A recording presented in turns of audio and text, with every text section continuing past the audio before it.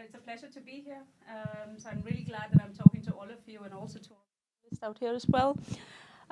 So I will try and present what does that mean when I say sustainable growth leadership. So first and foremost, if I have to really just talk about Coloplast itself, I mean, we've been a company since 1957. We are a medical device company, and we make medical devices for people that have very intimate healthcare needs. So you could say for ostomy reasons, continence, wound and skin care, intervention urology.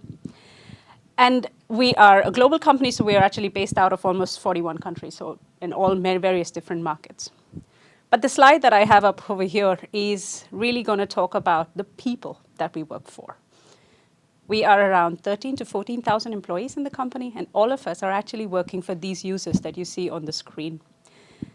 I actually have to just say, I've been at Coloplast for about a year now, and I have started to understand what the business is, the kind of medical, these products that we're actually working with. One of them happens to be a catheter that I, had a chance to just play with and look around.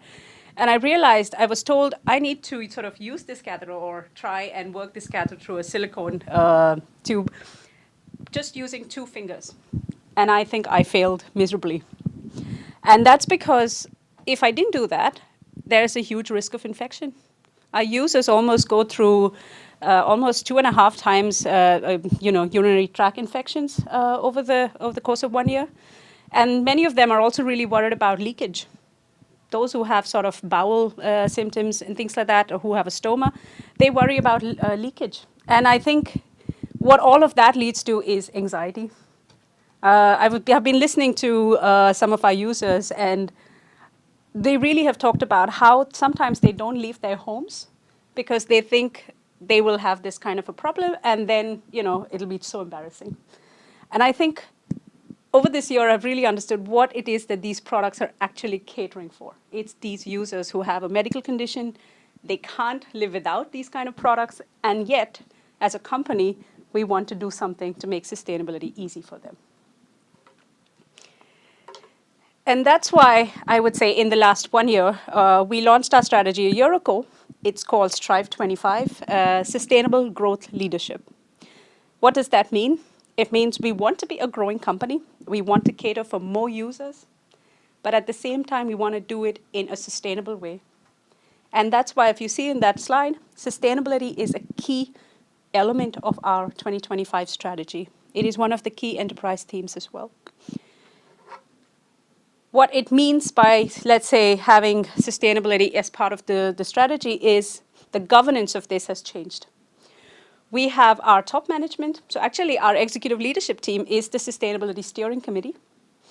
We have established a new, you could say, unit. We used to have, Coloplast has been working with environmental improvements and sustainability. Actually, you used the word, Phil, CSR, for quite many years. But now it's a lot more. So this duality that you talk about, creating inward change and outward change. And at the same time, as I go along, I can talk about how we're working towards increasing certain things and reducing some things. So this is what our strategy is about. The focus of these 5 years is, of course, environmental improvements of our products and also our production. So that is the key part. It is living up to our mission, which is to make life easier for people that have intimate healthcare needs. And we have focused, you could say, on 2 priority areas. We want to improve our products and our packaging, and we want to reduce emissions. So climate action is also very important for the company. And that doesn't mean that there are other elements of sustainability which we were not going to do. That's just something we have had an ongoing commitment towards. We will continue doing that. The good thing about this, the new governance and the new setup of the company is that we have actually committed that we will spend around 250 million Danish kroner over the course of these 5 years to not only add the right resources across the company, so increase competencies where we don't have, but also support projects that needs to drive these changes. And also, specifically when it comes to reducing emissions, move away from fossil-based to renewable sources.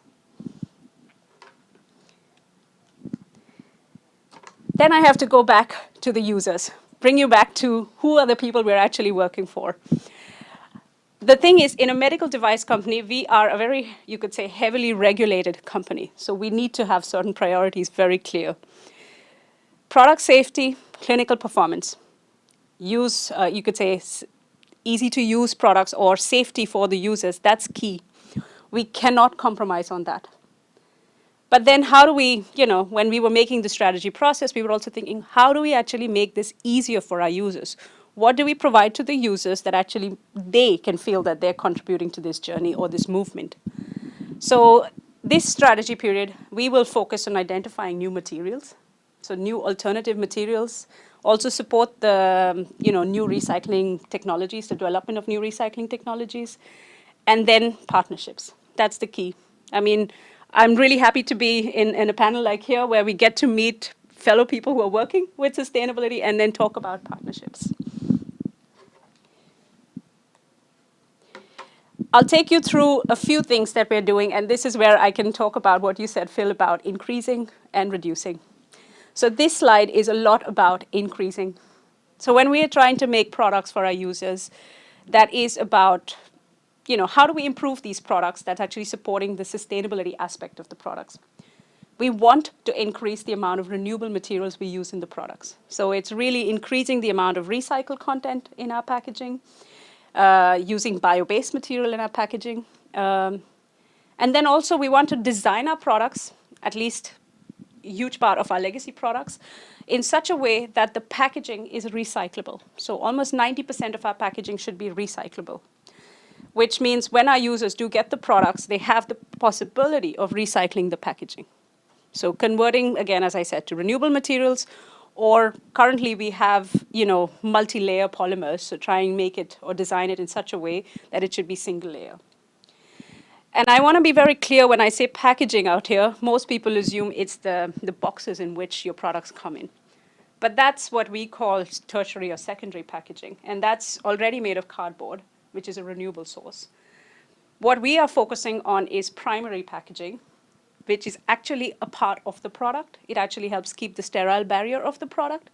So when we want to change that, it really means redesigning the product. And this is where we use the eco-design principles in how we are designing products. Even in our pipeline, in our innovation pipeline, we are constantly looking at eco-design and trying to embed it. So less material, more renewable material, less waste, and of course, anything that contributes to less climate change. The other part of this is our production waste. So when you make, you could say, physical medical devices, there is bound to be some amount of medical, or you could say, production waste that happens. And here, actually, we set a target last year that we wanted to recycle 50% of our production waste. We already met that target last quarter, because we did find a partnership where we met with a certain supplier that could actually help us with downcycling, mixing our production waste with rubber materials and creating floor grounds for kindergartens and play areas. So now we are working on upgrading this target, and when we launch our new sustainability report in October or November, that's when you will be able to see the new target as well. That's what we're doing to increase, I would say. Then comes what we're doing to reduce. So of course, emissions and climate action, that is the key. Everyone's talking about it. We just had the new IPCC report, so we know it's the thing. So last year, we committed to the business ambition for 1.5 degrees, which is basically the future we would like to see based on the Paris Agreement.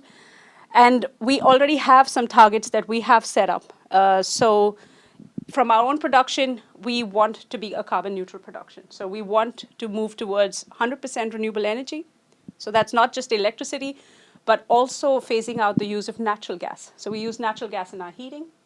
And that's where we have actually committed some money to phase that out. So move towards either electric heat pumps or go for a biogas sort of sourced gas. That's what we're doing in our own production. But then there's a lot, you could say, in our value chain emissions that we are looking at. Some of it is, of course, to do with, what kind of business travel did we do? How do we send our products? How do we reduce air freight? We want to move towards electric vehicles and so on. But the key part that we have found is actually emissions from all the raw materials that we buy. So that's where we've this is, I would say, the partnership with our suppliers comes into play. And that's, so we have set up a sustainable supplier program within the company, which means we are evaluating all our suppliers. And that's also another program that we will keep updating on how we will actually, let's say, start the right dialogues with our suppliers to reduce emissions.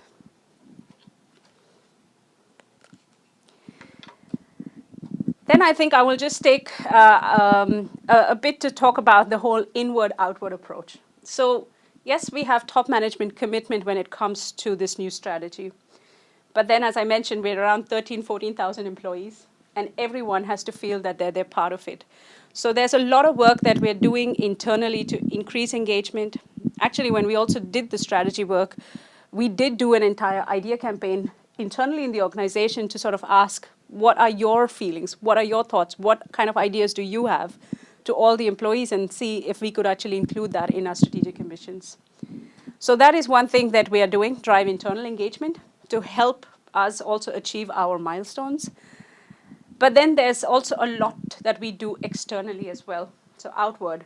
The key part is actually, I would say, very much with our users and also healthcare professionals, because they're the ones also who actually use our products. So we do a lot to raise the standard of care over there. We've done a lot to sort of increase the, you could say, the type of funding that our users get through reimbursement schemes, which are not present in many countries, but we've actually done that now in Japan, and in Korea and Australia. We also do a lot of awareness programs. We have an entire Coloplast Professional and Coloplast Care program, which is actually about increasing awareness for all the healthcare professionals, all the users, and we will integrate sustainability as well in that. We've made several alliances like this. So this is, partnerships is the key, or you could say what we are focusing on in order to create an external engagement as well. If you want to read more about us, we are on our corporate website, so please go there and have a look at our journey. Or rather, I would say, please join the movement and be together with us, because there's a lot of things we would like to do, and 5 years is a very short time. So we'll work hard on that. Yes, that was it from me. Thank you very much, everyone.